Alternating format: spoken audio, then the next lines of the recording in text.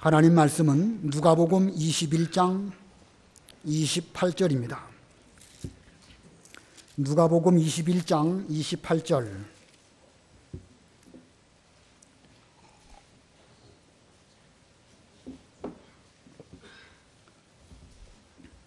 누가복음 21장 28절입니다.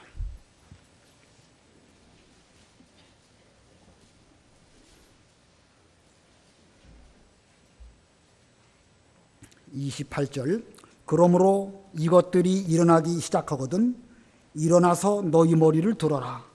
너희 구속이 가까이 오고 있기 때문이다. 예수께서 그들에게 비유를 말씀하셨다. 무화과 나무와 모든 나무들을 보아라. 그것들이 싹을 내면 너희가 보고 여름이 이미 가까운 줄을 스스로 안다. 이와 같이 너희도 이런 일이 일어나는 것을 보거든 하나님 나라가 가까운 줄을 알아라. 내가 진정으로 너희에게 말하니 이 세대가 지나가기 전에 이 모든 일이 이루어질 것이다. 하늘과 땅은 없어지겠으나 내 말은 결코 없어지지 않을 것이다. 너희 마음이 방탕과 술 취함과 생활의 염려들로 짓눌리지 않고 그 날이 너희에게 덫과 같이 뜻밖에 임하지 않도록 스스로 조심하여라. 그 날이 온 땅 위에 사는 모든 이들에게 임할 것이기 때문이다. 너희가 앞으로 일어날 이 모든 것들을 피하고 인자 앞에 서도록 기도하며 항상 깨어 있어라. 예수께서 낮에는 성전에서 가르치시고 밤에는 올리브산이라고 불리는 산에 나가서 지내셨다. 모든 백성이 그분의 말씀을 들으려고 이른 아침에 일어나서 성전에 계시는 그분께 나아왔다. 거기까지 봉독합니다. 오늘 본문의 내용은 예수님께서 성전에서 가르치실 때에 앞으로 있을 말세에 대하여 잘 준비할 것을 교훈하시는 말씀입니다. 그래서 오늘 제목은 말세 준비, 말세 준비라고 하는 제목입니다. 지금 예수님께서는 나귀를 타시고 예루살렘에 입성하셨습니다. 예루살렘에 들어가신 예수님, 앞으로 며칠 있으면 이제 붙잡히시고 십자가를 지시고 그리고 돌아가실 그 며칠 전입니다. 그 시점, 지금 예수님께서는 성전에서 가르치고 계셨는데 여러 가르침 가운데에서 우리가 지난 시간 끝부분에 조금 배운 것처럼 특별히 말세에 대해서도 말씀해 주셨습니다. 예수님은 교훈 가운데 이 예루살렘 성전 아름다운 돌들을 자랑하지만 돌 위에 돌 하나도 남지 않게 될 것이라고 말씀하셨습니다. 다 파괴되고 그 멸망하게 될 것을 말씀하신 것입니다. 그러한 예수님의 가르침을 듣고 예수님의 제자들은 겁이 나고 두려워서 그런 일이 일어날 때의 징조가 무엇이겠습니까? 하고 예수님에게 여쭈었습니다. 말세의 징조, 말세의 징조에 대해서는 앞부분에 여러 가지로 우리가 배운 면도 있고 또 조금 건너뛴 면도 있는데 그것은 집에 가서 또 읽어보시기 바랍니다. 여러 징조 가운데 택한 성도들이 핍박을 당할 때에 왕들과 총독들 앞에 가갖고 심판을 받게 될 것이고 감옥에 들어가고 또 재판석 앞에 서게 될 것을 말씀하셨습니다. 예루살렘이 군대들에게 포위를 당하고 도망치는 일이 발생하는 것도 말씀하셨고 해와 달에 그 여러 가지 표적이 나타나게 될 것이고 땅에는 바다에서 들려오는 파도 소리와 그 여러 가지 민족들의 그 여러 가지 소리 때문에 괴로워할 것이다. 이런 말씀을 하십니다. 거기 25절, 26절 읽어보세요. 25절. 그리고 해와 달과 별들에는 표적들이 있겠고 땅에서는 바다와 파도의 성난 소리 때문에 민족들이 혼란 가운데서 괴로워할 것이다. 세상에 닥칠 일들에 대한 두려움과 그에 대한 예측으로 사람들이 기절할 것이니 하늘의 권세들이 흔들릴 것이기 때문이다. 예, 실제로 해와 달과 별들이 여러 가지 이상한 현상들이 나타나서 사람들이 두려워할 것이고 또 영적인 면으로 보면 이 진리가 어두워지고 하나님의 종들이 다 타락하게 되고 또 교회가 다 여러 가지로 문제가 되는 이런 일들이 말세의 표징으로 있을 것이라고 말씀하시면서 땅에는 바다와 파도의 성난 소리 때문에 민족들이 혼란해서 괴로워할 것이다. 지금은 바닷가 나가면 바닷바람도 좋고 파도 소리도 좋고 상당히 낭만적인 곳이 바로 해변가입니다. 그러나 그때가 되면 파도 소리, 바다 소리 이런 것들이 엄청나게 무서운 소리로 달려오게 될 때에 땅 위에 거하는 사람들이 심하게 괴로워서 두려워할 것이다. 이게 말세의 징조입니다. 표징입니다. 실제로 요한계시록 12장 후반부에 보면 붉은 용이 여자가 낳은 자손들을 멸망하려고 입에서 물을 토해내서 떠내려가게 하려고 하다가 실패로 돌아가지요. 그러더니 그 붉은 용이 바닷가 모래 위에 서게 됩니다. 그게 12장 끝인데, 그리고 13장으로 돌아가면 바다에서 한 짐승이 올라옵니다. 바다에서 올라온 그 짐승, 머리가 10개, 뿔이 7개, 거꾸로인가요? 뿔이 7개, 머리가 10개. 아무튼 아주 괴팍한 짐승이 바다에서부터 올라와가지고 땅 위에 살고 있는 사람들을 핍박하고 우상에게 절하게 만들고 진리를 어둡게 만들고 이런 일들이 있을 것이라고 말하였습니다. 바로 오늘 본문의 예수님 말씀이 바로 그런 것입니다. 그 파도 바다와 파도의 성난 소리 때문에 민족들이 혼란한 가운데서 괴로워할 것이다. 26절에 보면 세상에 닥칠 일들에 대한 괴로움과 그에 대한 예측으로 사람들이 기절할 것이니 앞으로 큰 무서운 일이 있을 것이다. 이런저런 풍문 또 예측 여러 말들 이런 말 저런 말 때문에 사람들이 두려운 가운데서 이거 뭘 어떻게 해야 될지 모르는 그런 일들이 있을 것이라는 것입니다. 그리고 제일 끝에 이르러서 인자가 구름 타고 영광 가운데 오실 것을 또 말씀해 주셨습니다. 27절 읽어보세요. 27절 그때에 인자가 구름을 타고 능력과 큰 영광을 가지고 오는 것을 그들이 볼 것이다. 예수님께서 구름을 타시고 능력과 큰 영광 가운데 올 것이다. 성도의 마지막은 예수님의 재림으로 끝납니다. 더 이상 이 땅 위에서 고난당하지 않습니다. 7년 대환란 가운데 3년 반 동안 우리는 고난을 겪지만 도중에 예수님께서 재림하시고 우리는 들려 올라가기 때문에 더 이상 고난당하지 않는 가운데에서 이제 이 땅 위에 나머지 3년 반 동안 또 무서운 일들이 있을 것이고 아마겟돈 전쟁이니 하는 내용들은 또 요한계시록을 통하여서 또 잘 살펴보시길 바랍니다. 자, 그때까지 예수님의 재림 때까지 우리가 어떻게 준비해야 될 것인가? 이것이 오늘 본문의 교훈입니다. 성경은 일관되게 말세가 있음을 계속해서 말씀하고 있습니다. 여러분들은 반드시 말세가 있을 것이다. 그걸 믿으시는지요? 믿으십니까? 우리가 믿든 안 믿든 성경에 기록된 이 말씀은 1.1획도 변하지 아니하고 반드시 이루어질 것입니다. 성경은 세상의 시작에 대해서도 기록하고 있고 세상의 끝, 세상의 마지막 종말에 대해서도 기록하고 있습니다. 세상에 믿지 않는 우주 과학자들도 이 우주가 출발된 어떤 시점이 있다고 말하고 있죠. 우리 예수 믿는 사람들은 그 출발을 하나님으로 말미암은 창조에 기인하는 것으로 우리는 믿습니다. 그러나 우주 과학자들은 거기까지는 믿지 않는다 할지라도 반드시 어느 시점 갑자기 뻥 하는 빅뱅 그런 이론이 있는데 갑자기 무슨 대폭발이 있어가지고 거기서 우주가 출발했다. 이렇게 시작이 있다는 것을 말합니다. 자, 어느 시점에 시작이 있다고 하면 끝이 있을까요? 없을까요? 모든 일들이 끝도 없이 무한정으로 시작되는 것, 그런 것은 결코 없을 것입니다. 물론 이 자연계가 예수님의 재림 이후에 어떻게 될 것이냐, 성경은 거기까지 우리에게 교훈하고 있지 않습니다. 예수님 재림된 이후에도 계속 태양과 달과 지구 이런 것들은 계속해서 존속하게 되지 않을까 그렇게 생각이 됩니다. 자연계는 그런데 이 인간계에 대해서는 성경은 분명하게 마지막 종말이 있을 것이라고 수없이 많이 언급하고 있습니다. 우리들이 믿든 안 믿든 분명히 일어날 것인데 우리들은 믿는 성도로서 믿음 안에서 이 말세를 잘 준비하는 그런 우리가 되어야 됩니다.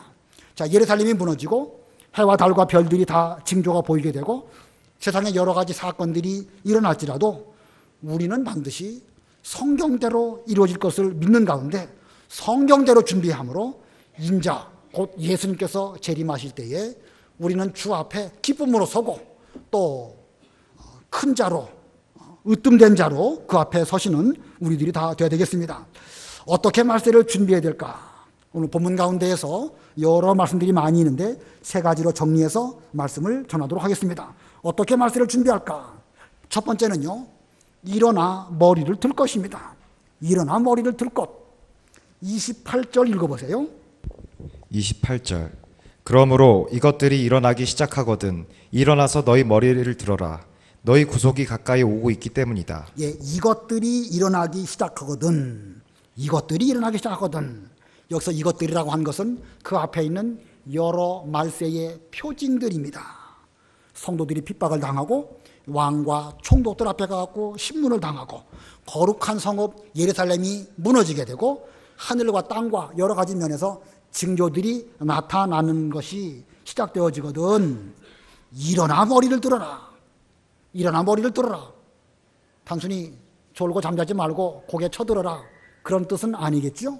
여긴 영적인 의미가 있습니다.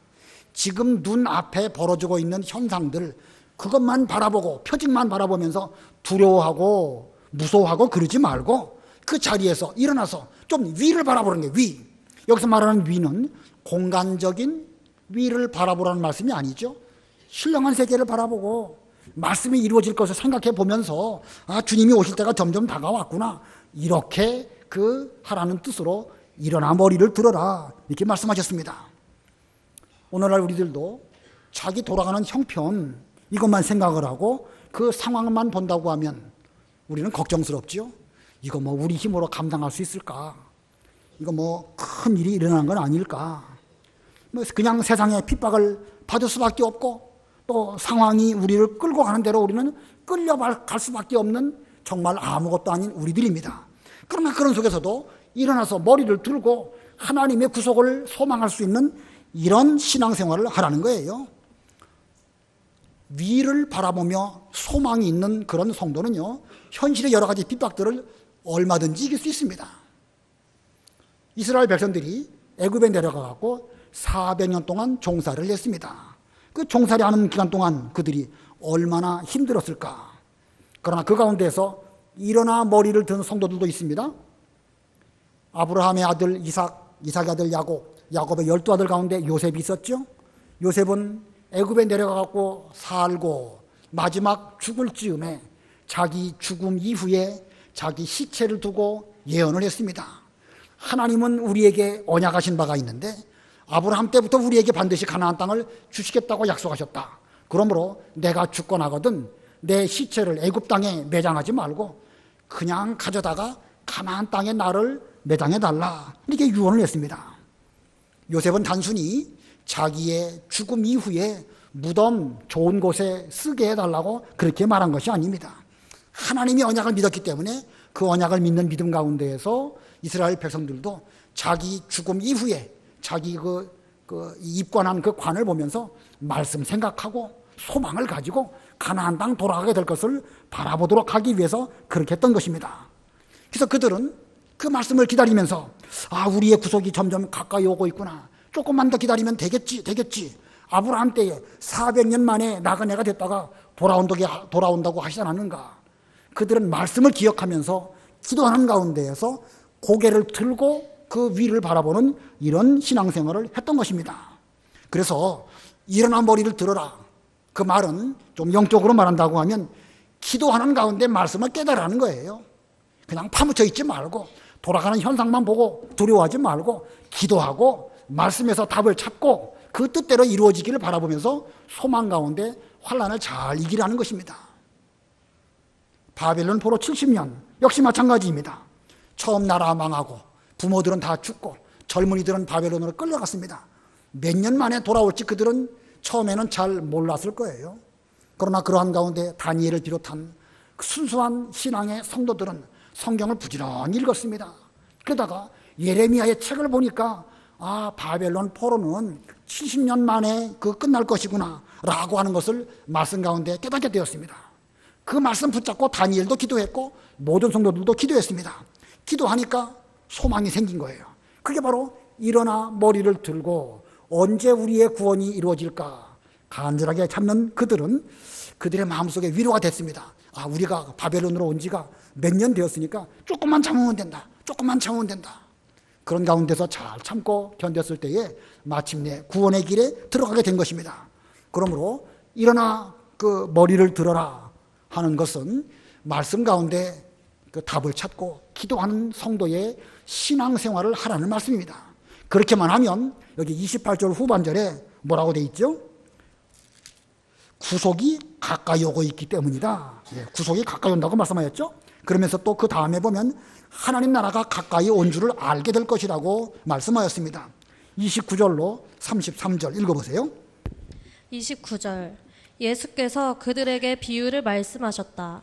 무화과 나무와 모든 나무들을 보아라. 그것들이 싹을 내면 너희가 보고 여름이 이미 가까운 줄을 스스로 안다. 이와 같이 너희도 이런 일이 일어나는 것을 보거든 하나님 나라가 가까운 줄을 알아라. 내가 진정으로 너희에게 말하니 이 세대가 지나가기 전에 이 모든 일이 이루어질 것이다. 하늘과 땅은 없어지겠으나 내 말들은 결코 없어지지 않을 것이다.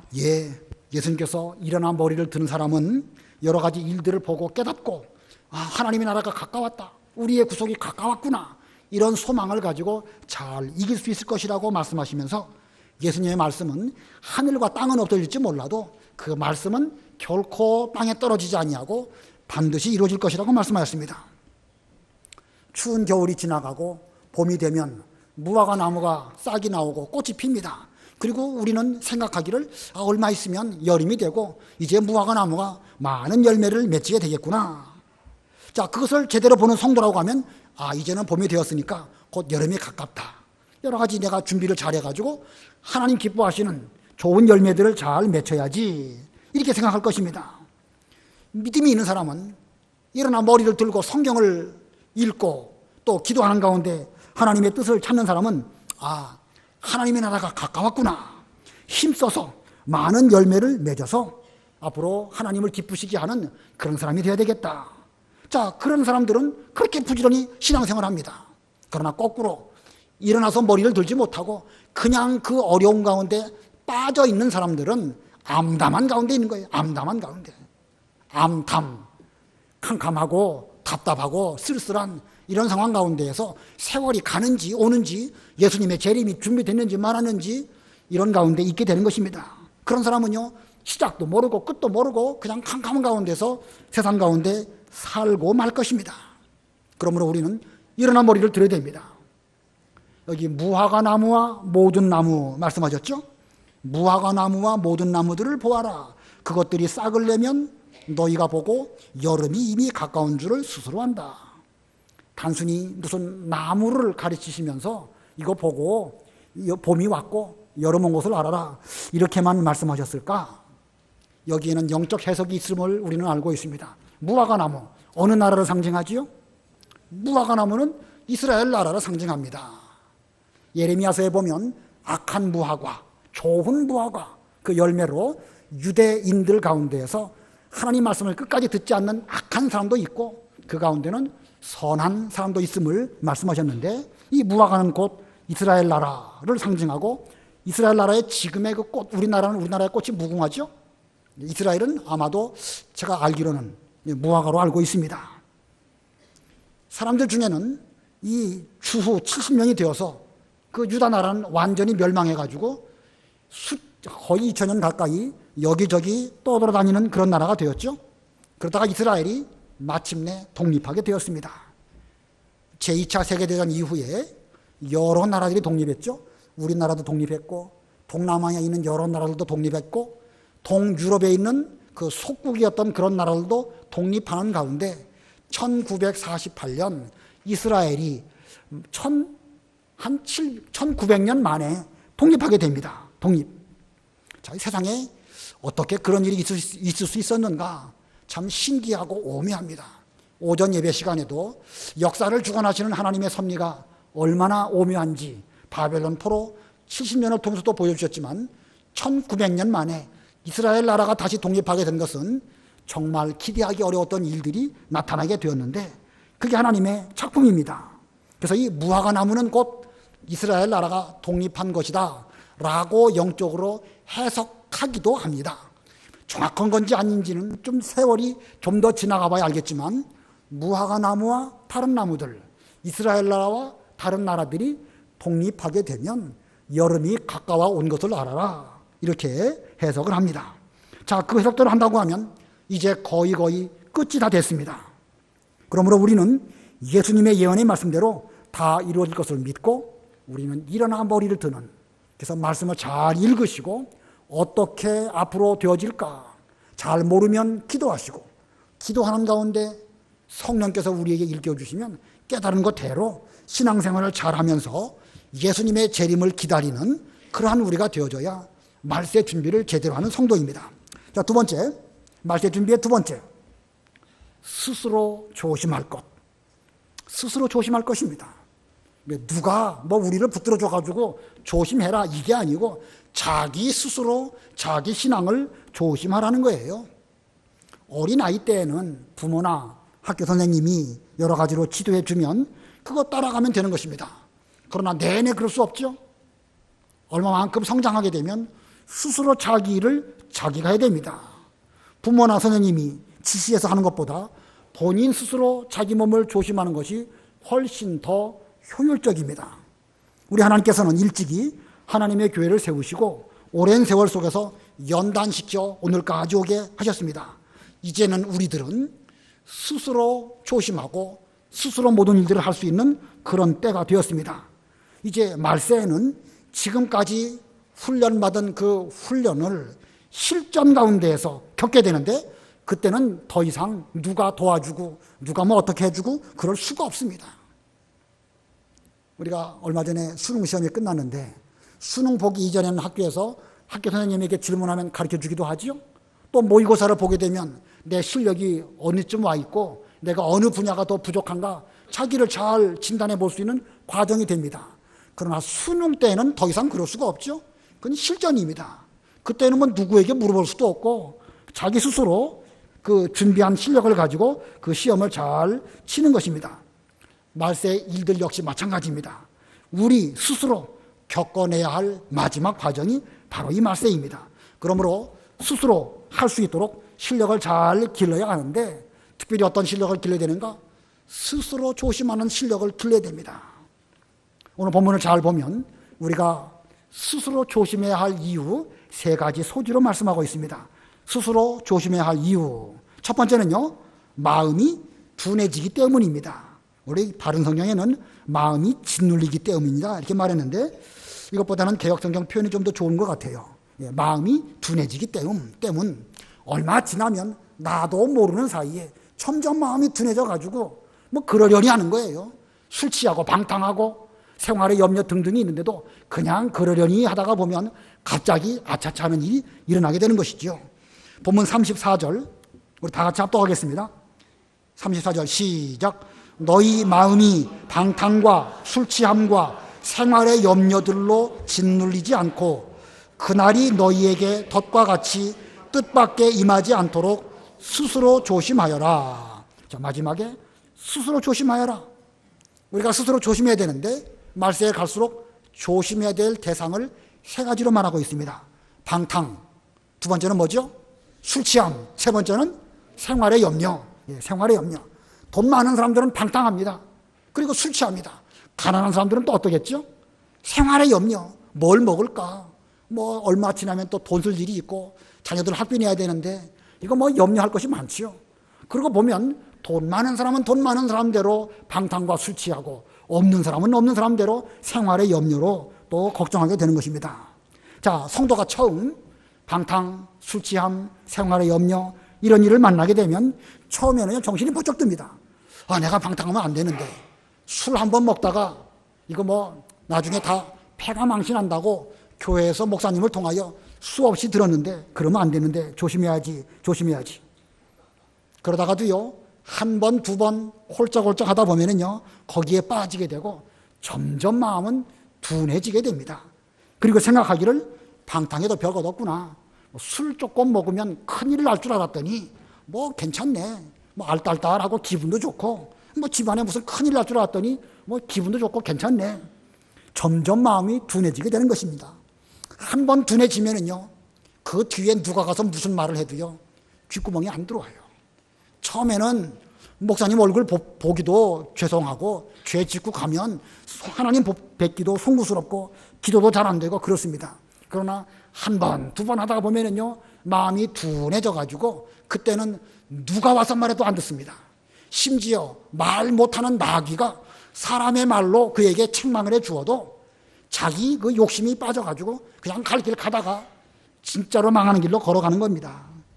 자, 둔해진다는 것이 그만큼 무서운 것입니다. 또 듣지 않는 사람에게는 처음에는 한두 번 말해주지요. 그러나 두세 번 말해주어도 안 들으니까 말해줘도 소용없구나 하고 사람들도 이제는 방치하게 되는 것입니다. 자, 그러므로 스스로 조심할 때에 우리는 내 자신의 마음이 둔해지지 않도록 아주 조심해야 됩니다. 그다음에 두 번째 이유, 스스로 조심해야 될 두 번째 이유는요, 그 34절 하반절에 보면 그날이 뜻밖의 임하기 때문이라고 말씀하고 있습니다. 34절 읽어보세요. 34절 너희 마음이 방탕과 술 취함과 생활의 염려들로 짓눌리지 않고 그날이 너희에게 덫과 같이 뜻밖의 임하지 않도록 스스로 조심하여라. 예, 그날이 준비하지 않고 스스로 조심하지 않은 사람에게는 뜻밖의 갑자기 덜컥 임합니다. 그러나 준비한 사람은요, 잘 준비했다가 어떤 위기 상황이 오면 말씀대로, 기도대로, 하나님께서 일깨워 주시는 대로 잘 피해가지고 어떤 멸망하는 길로 가지 않습니다. 그러나 스스로 조심하지 않는 사람은 뜻밖의 이만한 그 일로 말미암아 아차차하게 되는 것이지요. 이게 성경에 보면 데살로니가 전서에 보면 잉태한 여인에게 해산 고통이 찾아오는 것처럼 갑자기 온다. 예, 잉태한 여인에게 해산 고통 어느 정도는 예측되지요. 그러나 정확한 연월 일시는 모릅니다. 마찬가지로 말세도 우리가 알지 못하는 가운데 갑자기 오는 거예요. 또 요한계시록 15장 16장 15절에 보면 예수님께서 오시는 것도 도적같이 오신다 이렇게 표현하고 있습니다. 이런 것들 다 참고해 볼 때에 덫과 같이 뜻밖의 임하게 되는데 스스로 조심함으로 그런 일에 빠지지 않도록 조심하여라. 방탕, 술 취함, 생활의 염려 한 번, 두 번 하면서 계명을 범합니다. 주의를 못 지킨다든지 하나님의 것을 도적질한다든지 그런 일이 있는데 처음에 얼마 동안은 아무 일도 안 일어납니다. 가끔씩 어떤 징조가 조금 보여지는데 그 징조를 보면 내가 이러면 안 되지, 정신 차려야 되겠다 하고 회개하고 돌이키면 정말로 다행입니다. 그러나 아무런 징조가 좀 보여줘도 괜찮을 거야. 목사도 그러고 장로도 그러는데 설마 내게 무슨 일이 있을까? 징조를 분명 하나님은 보여주셔요. 미리 선자를 통하여서 우리들에게 책망해 주십니다. 그러나 그 책망을 무시하고 성령의 감동을 소멸하는 사람에게는 그날이 무엇과 같이 온다고요? 덫과 같이 오는 거예요. 준비한 덫이 뚝 떨어지는 것입니다. 그렇게 되면 죽음의 올가미가 되는 것이고 수월의 공포가 그에게 찾아오게 되는 것입니다. 그러므로 우리는 성령께서 성령 말씀으로 책망하실 때에 그 감동 소멸하지 말고 이때가 회개할 때이구나. 내가 지금까지 내 생각대로 살았는데 스스로 조심해서 덫과 같이 임하는 그 무서운 일을 만나지 말아야 되겠다. 회개하고 돌이키는 그런 우리가 되어야 되겠습니다. 자, 세 번째, 스스로 조심해야 할 이유 세 번째 소지입니다. 세 번째는 그날은 모든 이들에게 임하기 때문입니다. 모든 이들에게 임하기 때문. 35절 읽어보세요. 35절 그 날이 온 땅 위에 사는 모든 이들에게 임할 것이기 때문이다. 예, 맨 앞에 왜냐하면이란 말이 들어가면 자연스럽습니다. 스스로 조심하여라. 왜냐하면 그 날이 온 땅 위에 사는 모든 이들에게 임할 것이기 때문이다. 자, 지금 현재는요, 어떤 사람이 어려운 일이 처했다. 그러면 교회에 친구들이든지 구역장님이든지 전도사님이나 혹은 목사가 잘 권면하고 붙들어줄 수 있습니다. 또 함께 기도할 수도 있습니다. 그러나 그날은 어떻게 되겠죠? 누가 붙들어줄 수가 없는 거예요. 다 어렵기 때문에. 모든 이들에게 그날이 갑자기 오기 때문에 그때는 도와주려고 해도 도와줄 수가 없습니다. 부모는 부모대로 어렵고 자녀는 자녀대로 힘들고 목사는 목사대로 자기 일도 감당하지 못해가지고 쩔쩔매는 그런 때가 옵니다. 그러므로 도와주려고 해도 도와줄 수가 없는 거예요. 어떻게 해야 되겠죠? 스스로 본인이 조심해야 될 때가 바로 그때입니다. 그래서 로마서 14장에 보면 내게 있는 믿음을 하나님 앞에서 스스로 가지고 있어라. 내게 있는 믿음을 하나님 앞에서 스스로 가지고 있어라. 자기가 옳다는 바로 자기를 책망하지 않는 자는 복이 있다. 우리 스스로가 자기를 잘 살펴보면서 내가 지금 올바로 가는가 아닌가 자기를 잘 진단해 보는 거예요. 그런 사람 복이 있다고 했습니다. 그런 사람에게는 어떤 일이 그 갑자기 임해도 그 책망할 것이 없기 때문에 그 모든 일들을 다 피하고 주 앞에 설 수 있는 이런 사람이 될 수가 있는 것입니다. 자, 그래서 우리는 두 번째로, 이 두 번째 대지로 스스로 조심할 것, 마음이 둔해지기 때문이고 그날은 뜻밖의 임할 것이고 또 그날은 모든 이들에게 임할 것이기 때문에 스스로 조심하라는 것입니다. 쉽게 말하면 분별력을 가지라는 거예요. 돌아가는 일들을 보면서 이게 말씀대로 맞는 것인지 틀린 것인지, 이게 선인지 이게 아닌 악인지 이걸 분별해야 되는데 그걸 분별 못하는 사람은 참 어려운 일을 겪을 수밖에 없습니다. 자, 셋째 대지, 말세를 준비할 때 세 번째 대지, 기도하며 항상 깨어 있을 것. 기도하며 항상 깨어 있을 것. 본문 36절 우리 다 같이 합독하겠습니다. 36절 시작.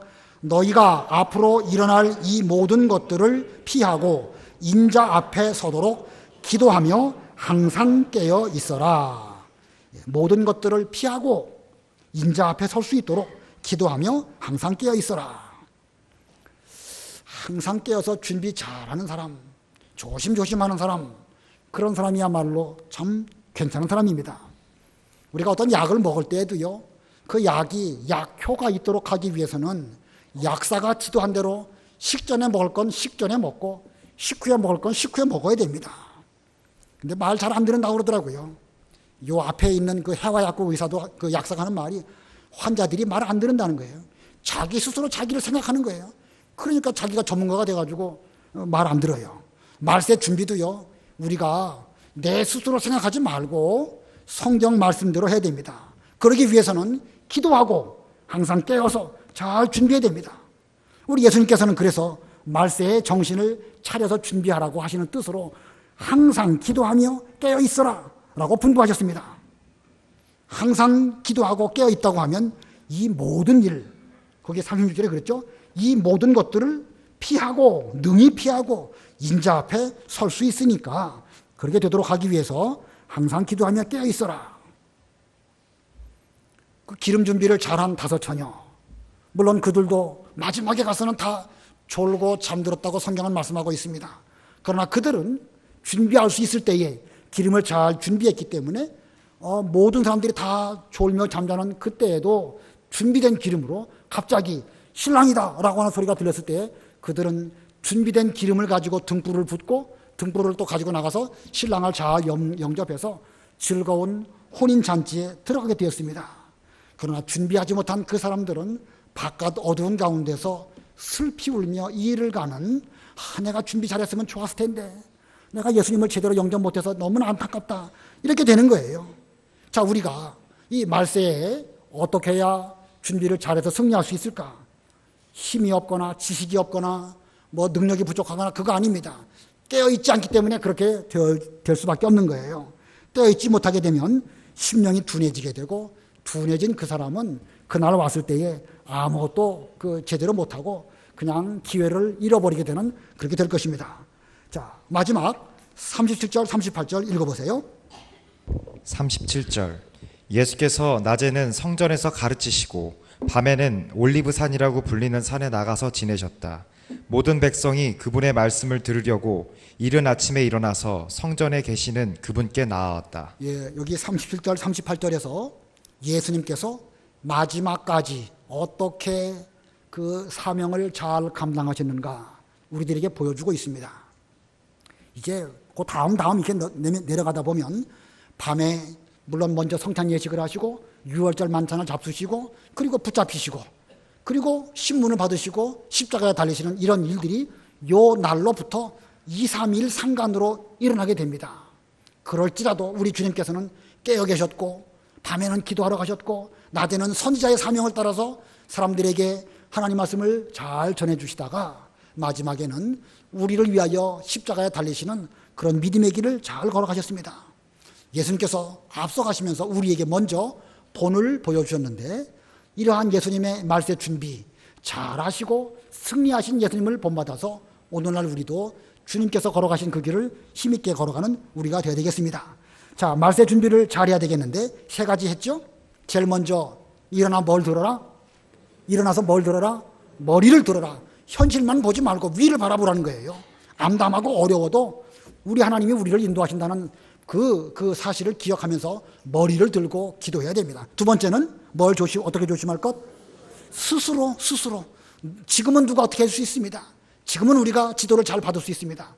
그러나 자립하는 정신으로 스스로 신앙생활을 잘한 사람이라야 말세에 승리할 수 있고, 세 번째는 어떻게 하라?